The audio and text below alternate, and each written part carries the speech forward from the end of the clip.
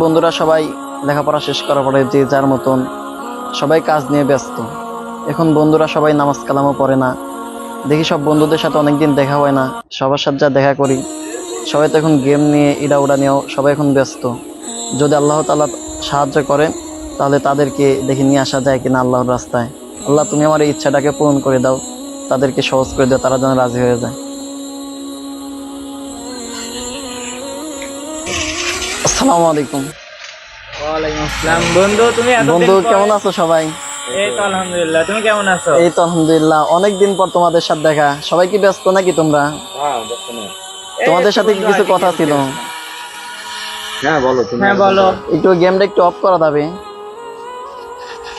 আচ্ছা বলো বন্ধু।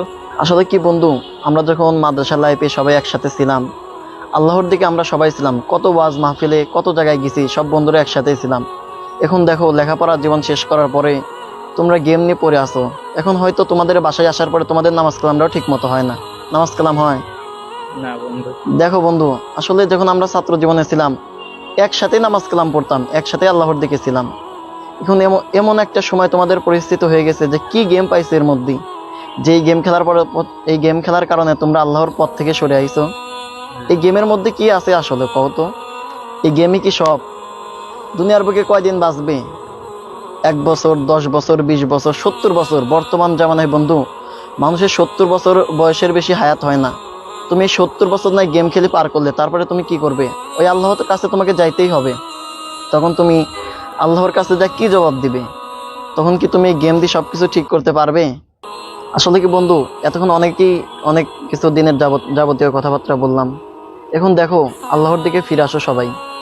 তোমাদের কাছে খুব আশা নিয়ে আইছি যে তোমরা আল্লাহর দিকে আবার ফেরত আসো, আবার তোমরা নামাজ কালাম ধরো। এই গেমই সবকিছু না। তো তুমি কি বলো বন্ধু? হ্যাঁ বন্ধু, আসলে আমরা এই দুনিয়াতে অনেক গুনাহ করছি, আমরা বুঝতেই পারিনি যে আমরা গুনাহর পথে চলছি। তুমি এসে আমাদের অনেক উপকার করেছো, তুমি আবার আমাদের চোখ খুলে দিয়েছো। আমরা সবাই চাই যেন আল্লাহ আমাদের মাফ করুক, আমাদেরকে তুমি গুনাহর পথ থেকে ফিরিয়ে এনেছো। এখন আমরা চাই সবাই যেন আমরা একসাথে নামাজ আদায় করি, আবার আগের মতন চলাফেরা করি ইসলামের পথে। আমরা এতদিন অন্ধকার পথে চলতেছিলাম, আমরা তোমার দাওয়াতে আবারও দিনের পথে আসতে চাচ্ছি। আমরা এই আগে যেরকম একসাথে নামাজ কালাম আদায় করতাম, একসাথে চলাফেরা করতাম, টুপি পাঞ্জাবি পরে চলাফেরা করতাম, আমরা আবারও আল্লাহর